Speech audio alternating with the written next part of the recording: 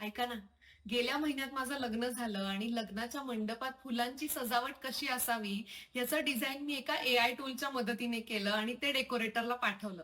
अर्थातच फुलांची सजावट सगळ्यांना आवडली आणि माझं काम एआयच्या मदतीने सोपं झालं. आजकाल एआय ला पर्याय नाही, हो ना?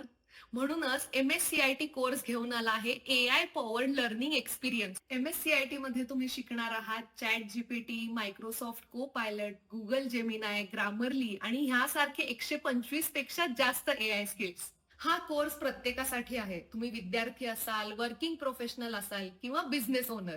हा कोर्स करण्याकरता कोणत्याही प्रायर कम्प्युटर नॉलेजची गरज नाही.